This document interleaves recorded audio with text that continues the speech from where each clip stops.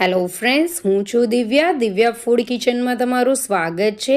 આજે હું તમારી સાથે શેર કરીશ શિયાળા સ્પેશિયલ ગુંદરની સુખડીની રેસિપી, જે ખાવામાં ખૂબ જ હેલ્ધી છે, પૌષ્ટિક છે, જે રોગ પ્રતિકારક શક્તિમાં પણ વધારો કરે છે અને આપણા શરીરને તાકાત પણ આપે છે।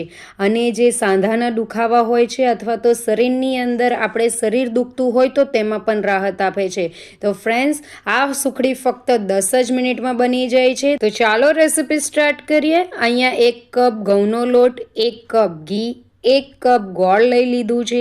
તેની સાથે 1 કપ છીણેલું અથવા તો ગ્રાઇન્ડ કરેલું કોપરું, અડધી વાટકી જેટલું ગુંદર, વસાણો પાવડર 2 ચમચી લીધો છે અને અડધી વાટકી બદામ અને કાજુ લઈ લીધા છે। તો હવે આપણે સૌથી પહેલા ગુંદરને ગ્રાઇન્ડ કરી દેવાનો છે, જેથી આપણે ગુંદરને અલગથી તળવો નહીં પડશે। તો આ રીતની ફાઇન પાવડર એનો કરી દેવાનો છે। ત્યાર પછી આની અંદર કાજુ અને બદામ લઈ લીધા છે, તેને પલ્સ મોડ પર રાખીને આપણે તેને ગ્રાઇન્ડ કરી દેવાનું છે। તમે કાજુ અને બદામને ઘીની અંદર ફ્રાય કરીને પણ ત્યાર પછી ગ્રાઇન્ડ કરી શકો છો। હવે એને હમણાં સાઈડ પર મૂકીએ। અહીંયા એક પ્લેટ લઈ લીધી છે, તેની અંદર તેલ લગાવી દીધું છે અને પ્લેટને તેલથી ગ્રીસ કરવાનું છે। શિયાળાનો ટાઈમ ચાલે છે એટલે ઘી જામી જાય છે, એટલે ઘીની જગ્યાએ આપણે તેલ લેવાનું છે।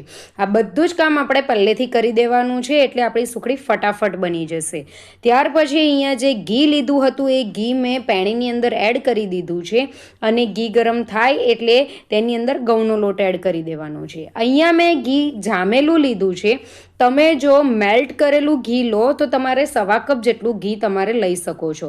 એમ તો રેશિયો 1 કપ ઘીએ 2 કપ ઘઉંના લોટનો છે, પણ જ્યારે આપણે આ સુખડી બનાવીએ છીએ ત્યારે તેની અંદર જો ઘીનું પ્રમાણ વધારે હશે, સરખું પ્રમાણ હશે, તો જે આપણી સુખડી બનશે એ ખૂબ જ પોચી બનશે।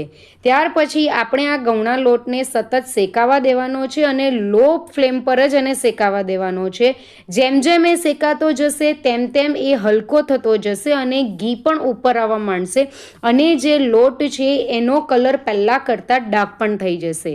તો હવે આપણું જે મિશ્રણ છે એ પહેલાં કરતાં કલર પણ ચેન્જ થઈ ગયો છે અને ઘી પણ છૂટું પડવા માંડ્યું છે।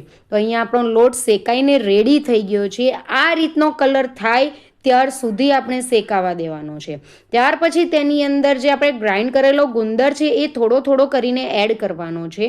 અહીંયા મેં થોડોક ગુંદર એડ કર્યો છે। જેવો તમે ગુંદર એડ કરશો તેવો જ એ ફૂલી જશે, કેમ કે જે મિશ્રણ છે એ હજુ ચાલુ છે, એટલે આપણે આને અલગથી તળવાની ઝંઝટ નહીં રહેશે। તો એક વખતના ગુંદરમાં મેં એને બરાબર હલાવી લીધો છે, ત્યાર પછી બાકીનો ગુંદર પણ એડ કરીને તેને બરાબર હલાવી લેવાનો। આ રીતે ગ્રાઇન્ડ કરેલો ગુંદર જ્યારે તમે મિશ્રણની અંદર નાખો છો ત્યારે એ ફટાફટ ફૂલી જાય છે અને તેનાથી સુખડી પણ ફટાફટ બની જાય છે, ઘી પણ બચી જાય છે અને ટાઈમ પણ બચી જાય છે। એટલે આ રીતે તમે એકવાર સુખડી જરૂરથી ટ્રાય કરજો। અને આની અંદર જે મેં ગુંદર લીધો છે એ 52નો ગુંદર છે, જેમાં લેડીઝ અને જેન્ટ્સ બંને ખાઈ શકે છે। હવે અહીંયા હું ગેસની ફ્લેમ બંધ કરી દઉં છું અને બંધ ફ્લેમ પર જ હવે આપણે બધી વસ્તુ એડ કરવાની છે। સૌથી પહેલાં કોપરું એડ કર્યું છે। આપણું મિશ્રણ હજુ ગરમ છે એટલે કોપરું આમાં જ શેકાઈ જશે। ત્યાર પછી આપણે જે ગ્રાઇન્ડ કરેલા કાજુ બદામ છે તે એડ કરવાના છે અને વસાના પાવડર 2 ચમચી એડ કરવાનો છે।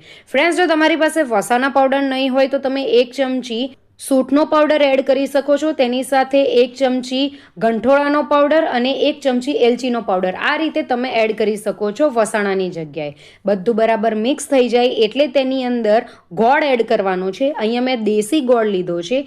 દેશી ગોળની જગ્યાએ તમે કોલ્હાપુરી ગોળ પણ લઈ શકો છો, પણ એને સૌથી પહેલાં સમારી નાખવાનો, ઝીણા ટુકડા કરી દેવાના, ત્યાર પછી આની અંદર એડ કરવાનો। કોઈ પણ દિવસ આપણે સુખડી બનાવીએ ત્યારે તેને ગરમ હોય, મીન્સ કે ગેસની ફ્લેમ ચાલુ હોય ત્યારે તેને એડ નથી કરવાનો। બધું જ આપણું મિશ્રણ રેડી થઈ જાય ત્યાર પછી લાસ્ટમાં જ તેને એડ કરવાનો। તો અહીંયા મિશ્રણ આપણું રેડી થઈ ગયું છે, ગોળ પણ મેલ્ટ થઈ ગયો છે। તો આપણે જે ગ્રીસ કરેલી પ્લેટ છે તેની અંદર એડ કરી દેવાનો છે અને એડ કર્યા પછી આપણે તેને એક સરખું લેવલ કરી દેવાનું છે। ફ્રેન્ડ્સ, અત્યાર સુધીનો વિડીયો જો તમને ગમ્યો હોય તો મારા વિડીયોને લાઇક અને શેર કરજો, અને ચેનલ પર નવા હોય તો ચેનલને જરૂરથી સબસ્ક્રાઈબ કરજો. એક સરખું લેવલ કરી દેવાનું છે. જો તબેથાની મદદથી નહીં ફાવતું હોય તો તમારે એક વાટકી લઈ લેવાની, તેને આ રીતે ફેરવતા ફેરવતા એક સરખું લેવલ કરી દેવાનું છે. એટલું ધ્યાન રાખવાનું છે કે સુખડીની અંદર ક્રેક નહીં હોવા જોઈએ, નહીં તો આપણી જે સુખડી કાઢશું ત્યારે એ તૂટી જશે. એટલે એની અંદર ક્રેક નહીં હોવા જોઈએ. ઉપરથી તમે કોઈ પણ ડ્રાયફ્રૂટ્સ એડ કરી શકો છો. મેં અહીંયા બદામની કતરણ એડ કરી છે, અને તેને ઉપરથી આ રીતે વાટકી કે તબેથાની મદદથી પ્રેસ કરી દેવાનું, જેથી એ અંદર દબાઈ જાય. ત્યાર પછી તેને 10 મિનિટ માટે રેસ્ટ આપવાનો છે. 10થી 15 મિનિટ આપણે રેસ્ટ આપશું ત્યારે હલકી ગરમ હશે, તો હલકી ગરમમાં આપણે તેના પીસીસ કરી દેશું.